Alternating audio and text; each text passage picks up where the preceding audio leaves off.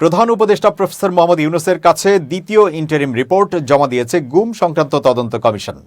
বুধবার বেলা 11টায় রাষ্ট্রীয় অতিথি ভবন যমুনায় কমিশন প্রধান বিচারপতি মইনুল ইসলাম চৌধুরীর নেতৃত্বে কমিশনের সদস্যরা প্রধান উপদেষ্টার কাছে প্রতিবেদন জমা দেন।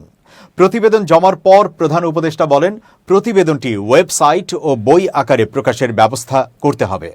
এটি ঘিরে শুধু বাংলাদেশ নয়, বৈশ্বিকভাবেও আগ্রহ রয়েছে।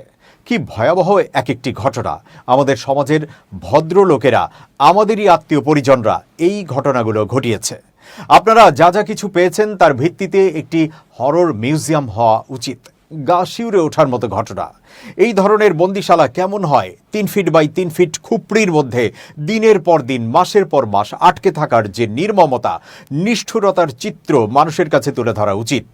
এ সময় তিনি কমিশন সদস্যদের কাছে প্রতিবেদনের আশু করণীয়গুলো চিহ্নিত করে কোনটি কোন মন্ত্রণালয়ের আওতায় পড়ছে তা সুনির্দিষ্ট করে দেওয়ার নির্দেশনা দেন, যাতে করে সরকার স্বল্প সময়ের মধ্যে কাজগুলো শুরু করতে পারে।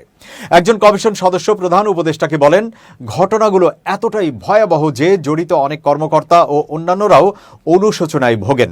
তারা আমাদের সঙ্গে যোগাযোগ করেন আত্মশুদ্ধির একটা প্রচেষ্টা হিসেবে। দুজন অফিসার লিখিতভাবে এর থেকে পরিত্রাণ চেয়ে চিঠিও লিখেছিলেন। চিঠিগুলো গণভবনে পাওয়া গেছে।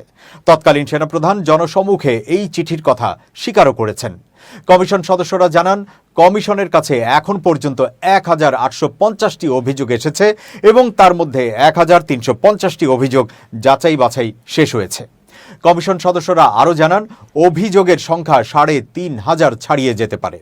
গুমের শিকার ব্যক্তিদের মধ্যে এখনও 3 শতাধিক ব্যক্তি নিখোঁজ রয়েছেন বলেও জানান তারা।